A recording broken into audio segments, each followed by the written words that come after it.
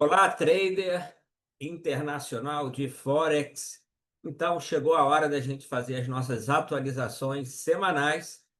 Vamos começar com ouro, mas antes, aquele breve papo macro. Vamos lá. Então, o que a gente teve na semana passada e que foi importante para o entendimento do mercado internacional no momento? Semana passada, a gente teve um payroll abaixo do esperado. Revisões de payroll também abaixo do esperado. Significa que a leitura é de mercado de trabalho enfraquecido nos Estados Unidos.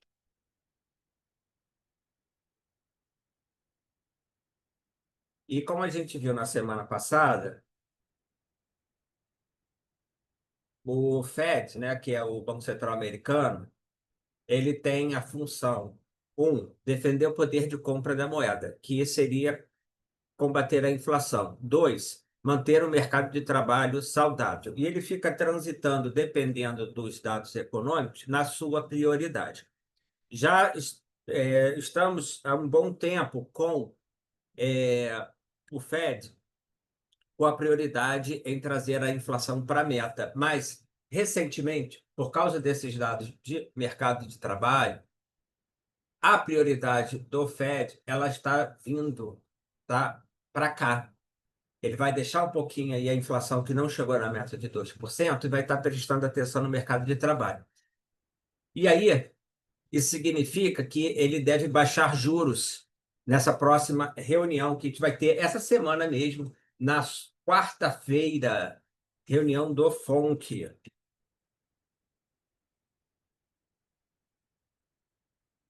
que é a decisão de juros nos Estados Unidos, tá? Comitê de Política Monetária. FONC significa isso, tá? É o cupom aí, mal comparando, pois a gente vai ter cupom também no Brasil, tá? Eles vão lá, se reúnem, decidem a taxa de juros. E o mercado já precifica 0,25 de queda, mas já tem gente que acha que pode ser mais. E aí tem uma outra coisa. Qual é a taxa, iniciando essa queda de juros, né? Qual vai ser a taxa final? Quanto mais fraco tiver a economia, mais para baixo essa taxa final. E aí isso pode enfraquecer o dólar e também fazer com que os ativos reais, e aí que a gente chega no ouro, subam, tá? Agora, além disso, a gente teve dados de inflação mostrando uma inflação resiliente. Então, a gente repara que o Banco Central americano pode baixar as taxas, mesmo com a inflação não vindo para a meta, exatamente porque ele mudou aí a visão. Tá? Então, aí é o nosso ponto macro. E lembrar, então, ó, que tem a decisão de política monetária essa semana, vai ser quarta-feira, é o mais importante aí no mercado internacional. Então, vindo aqui agora para os gráficos, o ouro. Bom, o ouro a gente tinha um triângulo simétrico que poderia romper para os dois lados. O triângulo simétrico geralmente é uma figura de continuação, mas sim, ele pode romper para baixo. E aí a gente fez uma projeção. Se você não viu nos vídeos passados, a gente faz isso. E, enfim, triângulo,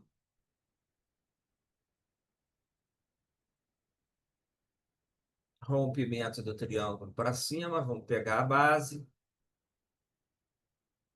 3.800, 3.700. No 3.700 já está indo bem próximo. Poxa, mas tem que cravar lá em cima e virar. Não, tá, gente. Às vezes passa, às vezes falta um pouco, mas o pessoal gosta de projeção, então, na análise, na literatura de análise gráfica, o triângulo, a projeção dele é a base, e está dando 3.800, tá? De novo, base do triângulo, projetada do rompimento para cima, dando aí esses 3.800. Então, a gente vê que o ouro performou muito bem, é um ativo aí que brilhou, e o ouro, né, ele tem um motivo, não só a geopolítica, com os bancos centrais comprando ouro, Banco Central chinês, principalmente, mas outros bancos centrais de países emergentes também. Juros para baixo é bom para o ouro, porque o custo de carregamento fica barato, não tem custo de oportunidade, né? Quer dizer, tem custo de oportunidade, mas mais baixo. E também existe uma preocupação com a perda do poder de compra do dólar. Então, a gente vê o mercado correndo para ativos reais. Inclusive, as bolsas estão subindo. Tá? Então, o canalzinho aí de alta do ouro intacto, ele quase não chega a perder a média de 50 períodos, que é essa linha azul, né? Foi bem respeitada. Ok? Esse é o ouro, vamos seguir. A gente ainda não tinha feito uma análise da prata e está chamando bem atenção a prata. Estão dizendo até que o Banco Central Russo está comprando prata, que é a SHAG USD. SHAG porque o X é de index, né, de índice, e o AG, o que é SHAG prata, né? Estranho. O AG é o seguinte, argento, que é prata aí, né, do latim, né? Inclusive o nome Argentina é de terra da prata, argent, tá? Dinheiro em francês é l'argent, argent, que vem de prata, ok? Por isso o AG, isso é só uma curiosidade, não muda nada aí para análise de mercado, né?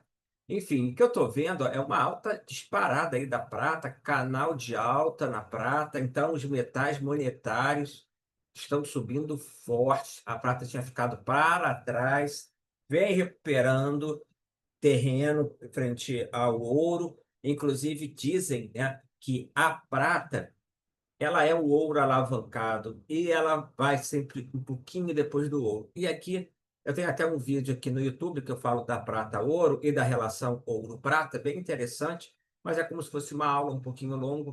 Se você tiver interesse, procura que você vai achar no, na minha playlist de macroeconomia, tá?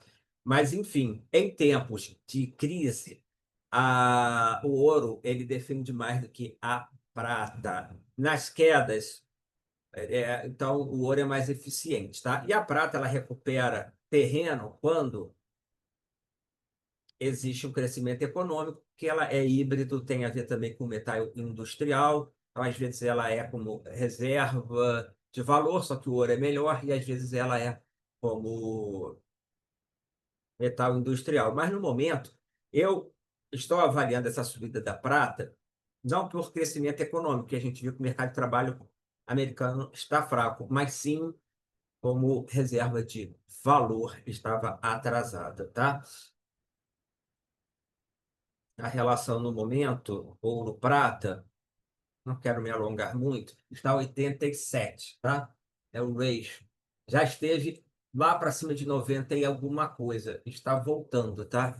A gente chama de gold, silver. Então, inclusive, você pode operar esse spread no mercado, né? Compra um, vende o outro, tá? Ratio.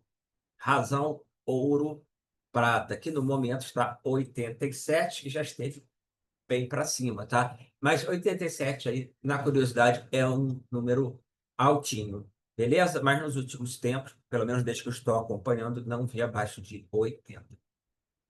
Beleza? Então aqui a prata, quero mostrar para você que ela vem subindo aí também de forma intensa, né? Uma tendência de alta e no H4 também um canal de alta, canal intermediário de alta dentro de uma tendência de alta, levando a perto do topo do canal altista, que está no momento levando aí perto, assim, na projeção do canal, perto do 43,5. Vamos que vamos, prata está sendo um bom ativo. Já que a gente começou por ouro, prata, são commodities, na verdade eu considero eles como moeda, eu ia puxar o petróleo, mas não, vou puxar aqui o euro agora e o iene. Vamos lá. Vou tentar ser rápido aqui no, no euro e no iene, até porque não aconteceu muitas coisas, mas a minha visão é que o euro sobre o dólar ele vem respeitando a M50, essa linha azul,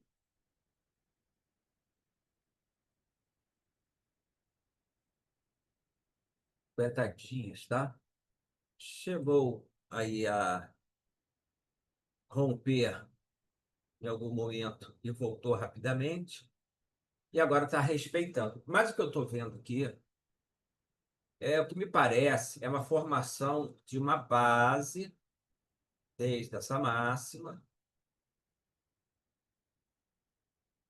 para rompendo esse nível do 17, ou já vou traçar, avançar para cima, tá? Enfim, a gente está em consolidação, mas eu estou com um viés para cima, quem sabe chegando no nível de 20. Vamos ver o que vai acontecer. Vou puxar no H4, só para a gente marcar aqui alguns pontos de referência, não vou dar muitos, para não poluir tanto a tela, mas vamos lá. Bom, o primeiro ponto, aqui para baixo, que está bem longe, é 13, foi 14, tá? Vou colocar números mais redondos. Depois a faixa do 1,16. Agora, querendo romper essa resistência do 18, pouco abaixo do 18, 17,8. E aí a gente tem uma máxima que foi o 18,3. E aí, olhando para o IFT, deixa eu colocar esses números para você ver melhor. Estão pequenos, né? Então, 1,14, estou colocando números arredondados, faixas de preço. Aqui para cima é que está um pouquinho mais quebrado, mesmo porque é para onde eu estou olhando, tá? Então, 1,17,8, 1,18,3. São as duas próximas resistências. Vamos ver se o mercado rompe para cima. Caso contrário, aí tem esse 1,16. E se a gente quiser botar mais umzinho, 16,8, tá? Que é mais para cá. Vamos agora para o IN. Bom, o IN é mais uma semana sem acontecer nada, né? Olha só, paradão, tá? Enfim, aqui é realmente bem parado, não colocaria nem viés, né? Acredito que se o mercado subir ou subir, o euro subir, esse gráfico ele corte para baixo para acompanhar a leitura dos outros ativos. 146 para baixo, para cima 151.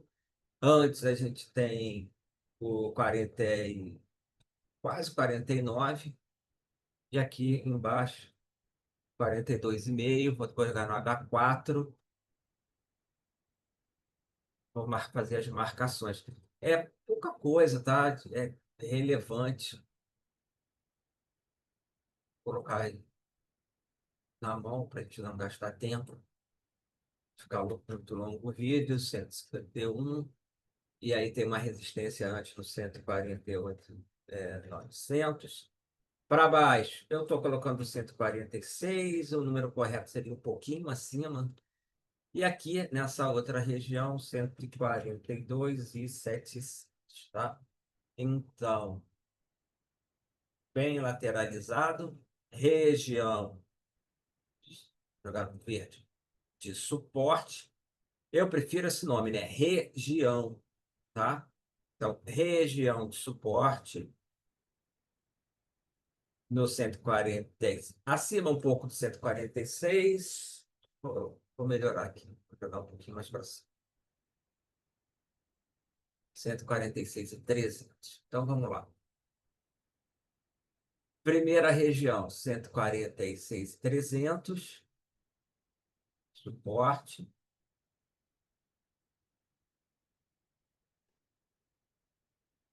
Segunda região, 142.700. Forte, bom, bateu várias vezes aqui. Resistências. Região do 148.900, 149, e depois a região do 151. Acho que essa semana vai ficar aí dentro. Vai mudar muita coisa, né? Porque esse aqui é um gráfico diário. Mas o que é importante aí no momento? Vamos ficar de olho na primeira região de suporte e na primeira região de resistência. Agora vamos às bolsas. Que é o S100, que a gente pode pensar como sendo é o Nasdaq 100, né? As empresas de tecnologia. E, enfim, é um índice aonde Nasdaq são as principais empresas, as maiores empresas de crescimento, e aí é aquela febre daí, empresas de tecnologia, as sete magníficas, é isso que está puxando a Bolsa Americana. E se na semana passada ou retrasada a gente tinha uma possibilidade de estar fazendo um ombro, cabeça a ombro para cair, mas em nenhum momento rompeu o neckline, né? E tínhamos também uma divergência de baixa. O que está se verificando é que obedeceu a M50, foi embora, tá? Aí eu realmente estava, assim, com um certo medo, tá? De que rompesse para baixo, que seria aí possível com cabeça 1, perdendo a linha. Não rompeu em nenhum momento, então não teria acionado nenhuma venda ou mudado o cenário principal. Mas o que a gente está vendo é uma forte alta, que, na minha visão, está sendo estimulada por expectativas aí do Fed cortar juros, política monetária mais frouxa pelo Fed, tá? Essa é a minha visão.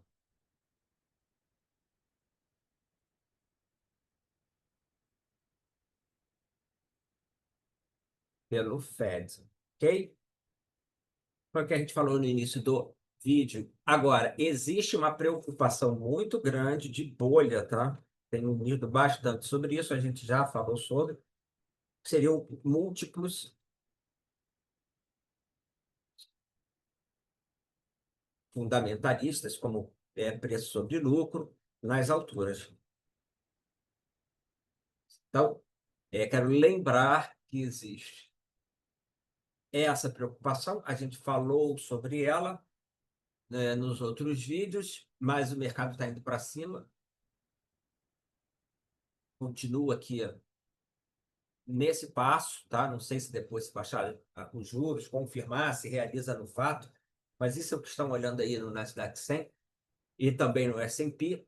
É, tem bolha ou não tem? Gente, tem essa discussão. Então, comparando muito, só estou trazendo para você essa discussão. É uma comparação com a bolha da Nasdaq, que é da ponto .com de 2000. Eu estava no mercado nessa época, tá?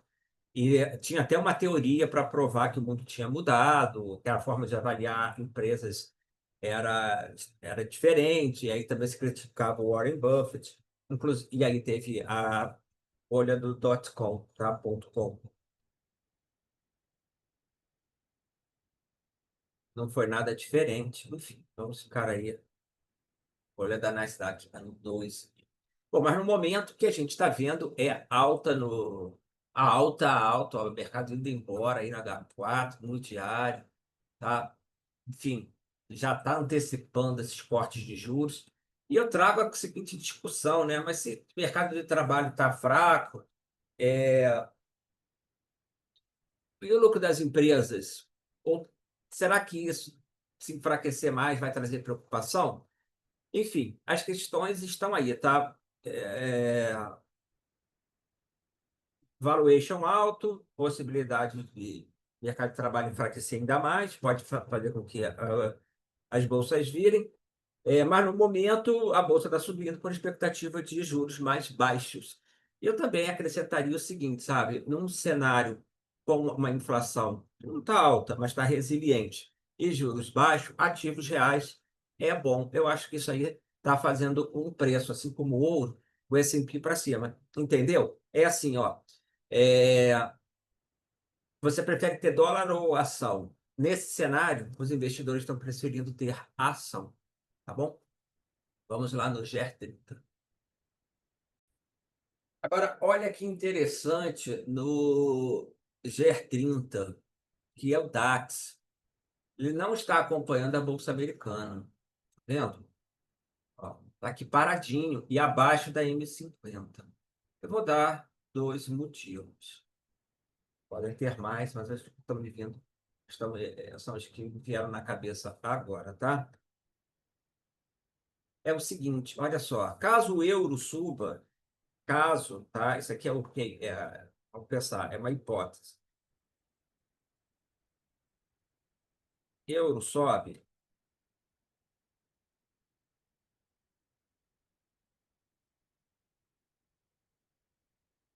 as empresas é, alemãs perdem competitividade, né? Com exportação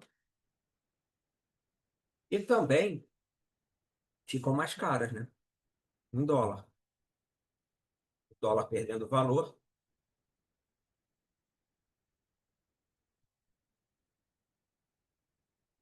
nessa hipótese aí. E outra coisa que está puxando mesmo a bolsa são as sete magníficas, tá? Então, acredito até. E a gente também tem na Europa, né, a parte geopolítica das tarifas. Eu acho que é importante também ter isso em mente, tá? Geopolítica, tarifas.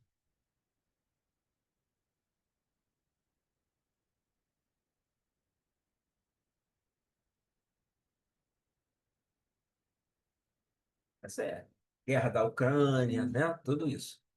Tá bom? Então, aqui no DAX, você veja essa acumulação, me parece até mais para baixo isso.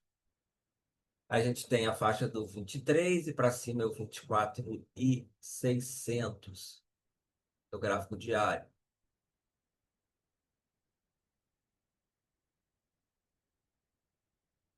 Até mais 24.700 de resistência e depois para baixo 23.000.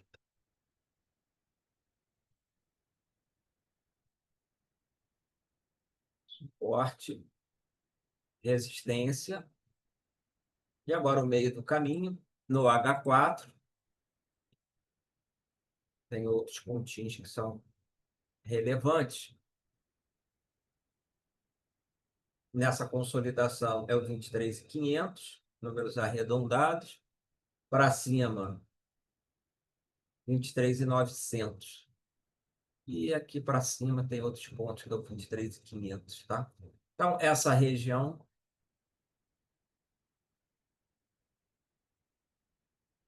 mais de curto prazo, atenção ao 23.900. Depois a gente vai ter, eu vou botar essa região, tá? 24.500 como uma coisa só, com 24.700. E para baixo teríamos o 23.500, o DAX, e o 23. Olhando apenas o gráfico, e considerando o que a gente falou, assim, tendo a Bolsa Americana subindo, o DAX caindo, enfim, tá? Mas só pela leitura gráfica tem um viés um pouquinho mais para baixo, é sentimento. E vamos fechar agora com o petróleo, que é o que está faltando, para a gente ver todos os ativos internacionais mais negociados. Claro, tem outros pares, mas aí senão a gente não sai daqui, né? Petróleo, pouca coisa aconteceu desde a semana passada. Temos ainda uma tendência de baixa porém o canal não tão inclinado e oscilações amplas, dando oportunidades nas duas pontas, compra e venda, aí no macro, né? As forças que estão travando o petróleo. Se no lado da compra a gente tem a geopolítica,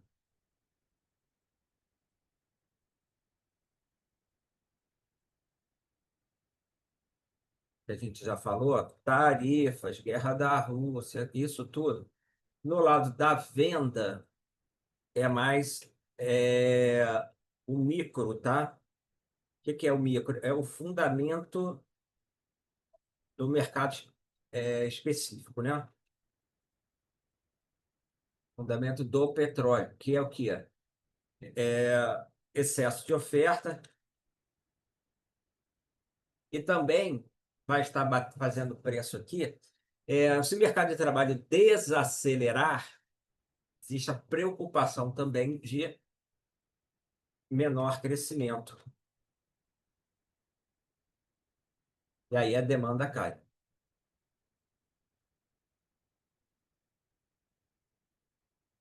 Vou colocar aqui, tá? Ok? Esses aí são os fatores. E agora a gente vai traçar aqui alguns pontos mais importantes. No gráfico diário, temos a faixa dos 55,5, o topo da faixa dos 78,5, depois, uma área bem interessante, perto dos 60,5, 61, já vou colocar, 71,40 e 66,30. Vamos ajeitar. Então, já rabiscamos aqui. Vou colocar os pontos. Primeira resistência, os 66,30. Depois, isso no gráfico diário, tá? 71,50 e uma resistência maior no 78,60. Para baixo, no suporte, a região entre 61,80 e 60, tá? Vou colocar aqui numa mesma região, que está muito próximo. E depois os 55, 50.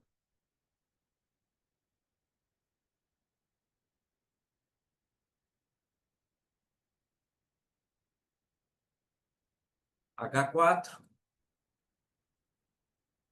acho que não vai ter muito a acrescentar, talvez uma outra resistência mais para cá, o 64,5.